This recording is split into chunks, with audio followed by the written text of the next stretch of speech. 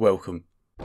Ships, big, small, fast or slow, are all improved when a big gun is strapped to them, and on the planet Nita, there's no such thing as a small gun.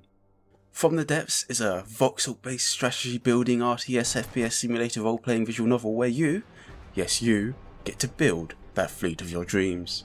This is Nita, the idyllic destination for our little excursion. The many nations of Nita take turns declaring war on one another, exchanging war crimes for financial gain. This is Rambot, a General Atomics MQ-1 Predator drone on legs, and he wants a cut of the pie. Inspired by his childhood memory of strapping a Glock to a remote-controlled boat, he looks to relive these moments in the vast oceans of Nita. The planet is littered with all manner of cultures and personalities, whether that be steampunk pirates, the emo Catholic Church, or modern day NATO. There are plenty of targets for weapon testing. And how can you attempt to design the ultimate weapon without battlefield testing? Every aspect of your vehicle is designed by you, meaning you will inevitably end up spending half a day designing a hull and then starting all over again. And this isn't only limited to ships. You can create all matter of war machines, whether that be submarines, airship, aircraft, and even spacecraft, and figuring out every single one will eat away at your life. To be successful, you must first learn the ins and outs of ship design, or better yet, keep throwing things at the wall until you find some modicum of success, experiencing that same feeling and struggle that our ancestors must have felt when they attempted to climb out of the primordial pool, as your designs fail time after time until you get something worthwhile. That, or just strap a couple missiles to your ship and call it a day. This game is hard, not because the battles are tough or that the AI is advanced, but because of the learning curve, which I like to think of as more of a learning skyscraper, which you must scale with nothing more than your bare hands, all the while minimum wage workers poke at you with long sticks. Exhilarating. And after months of struggling to create a hull that suits you, you can move on to the hard part, outfitting your creation, as not only must you design the physical body, you must also design all the subsystems and equipment on board. Weaponry must take the obvious priority, with a wide variety of choices available for the aspiring arms dealer. You have cram cannons for when all you care about is a big explosion, advanced cannons when you want your big explosion to actually be useful, lasers if you want to dedicate your entire ship to generating enough power for them to be useful, particle cannons if you want to use all that generated power in one shot, and plasma if you want a sci-fi looking weapon but can't get your head around lasers, and missiles for when you inevitably give up trying to figure out the other weapons. Having a variety of tools of the trade attached to your vehicle allows you to be ready for anything. But with that done, you must also design the power solutions for your vehicles, designing an efficient engine for your vessel, choosing to make a standard combustion engine, a large-scale steam engine, or even a fully environmental carbon-neutral electrical engine for your warship. Anything is possible. A big engine, a big gun, and a vaguely ship-shaped hull is the core of a good vessel. But in order to make this vessel worthwhile, an AI needs to be created which will automatically control all aspects of your vehicles. These AIs can be customized and set up to your liking, allowing you to choose how your vehicles behave in battle, whether that be circling at a distance, doing bombing runs, or just charging straight into the enemy. With a ship created, it's time to give it an appropriate name and perform some field testing.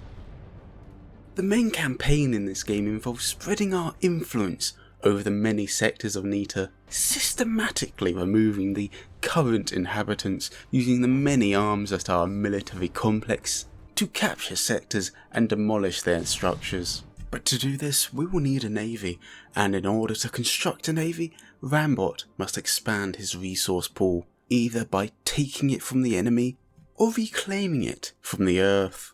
We construct a suitable fortress for which to obtain this resource and produce the first of our vessels. Introducing Big Gunboat 1. Armed with 4 500mm guns housed in a single turret and 2 giant missiles, it has been perfectly designed with the intent of breaking wooden planks, especially those used by the Deepwater Guard. These ships are manoeuvred to the border as we wait for the coming talks. Here, we can engage in diplomatic talks with the surrounding factions, declaring war in return for financial investment. But before we engage in hostile diplomacy, we'll need a way to actually see our foe. As you can see, the campaign map is very dark, and in order to locate our enemy, suitable spy equipment should be constructed. Now, you could spend hours designing hidden bases and complex aircraft to spot the enemy, but Rambot finds this completely uninteresting, so he brings out the perfect design: a radar dish with a bunch of balloons strapped to the back of it, allowing perfect view of the surrounding area. With the enemy spotted, the conquest can begin.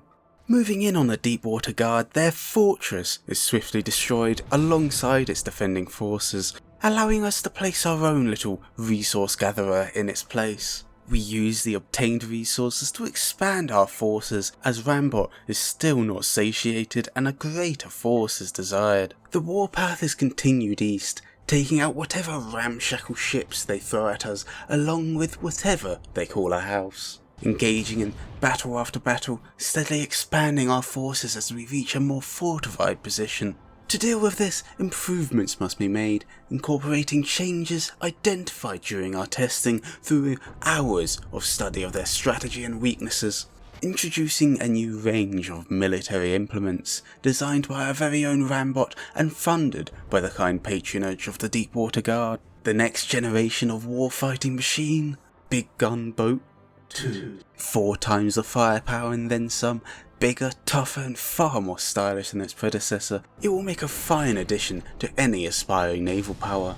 Using this new and improved vessel, the conquest is continued, obtaining even more funding for this prolonged field test. We attack more fortified positions as our territory expands, batting away the countless counterattacks from these vagabonds, adding new and more effective assets to our force. Rambot is beginning to be pleased.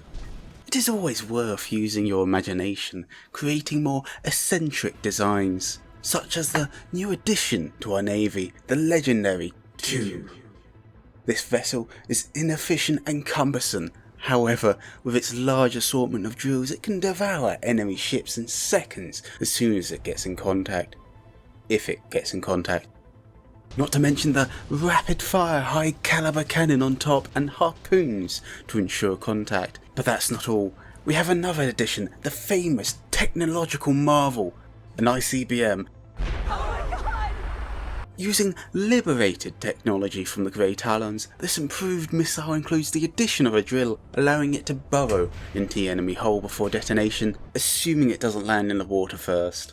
These tools satisfy Rambot's desire for madness, however, he is getting bored of blowing up the same wooden boats over and over again. He wants new targets and new testing parameters, and even greater designs to test against the enemy. And there are plenty of choices available, having to adapt our fleet to match the current foe, continuously improving and upgrading our forces and meeting all the needs a modern force might need. Whether that be submarines and air force, advanced hovercraft and even spaceships, all will be used in our conquest. Campaign isn't the only mode though, you also have the adventure mode. Here you explore an endless ocean in search for battle, entering portals to decrease or increase the difficulty while upgrading your vessel, all the while having to defend a half zone, which if destroyed will end your adventure. And if Nita is not to your liking, enjoy a collection of other worlds to perform military operations on, whether you prefer land warfare or even smaller conflicts, especially due to the wide variety of free workshop content available to fulfill every niche you desire. Want a World War II experience designing iron behemoths to demolish your enemy? Perhaps you prefer sails and cannons, or perhaps you want something entirely different. You have every choice available. Not to mention that you can find all matter of vehicles available for use, finding creations which don't even seem possible to make, potentially inspiring you to make your own. This game is incredibly addicting. I've spent hundreds of hours designing vehicles, only then to spend another 100 hours making them combat worthy, and I've loved every second of it. Buy it. I need new ships, and I have exhausted my creative juices. Please, make new and creative devices and upload them to the workshop, so that I can make use of them and dedicate more of my time to the destruction of repurposed fishing boats. As always, thank you for watching. Please like and subscribe. Watching the numbers go up gives me dopamine, and I need as much as I can get.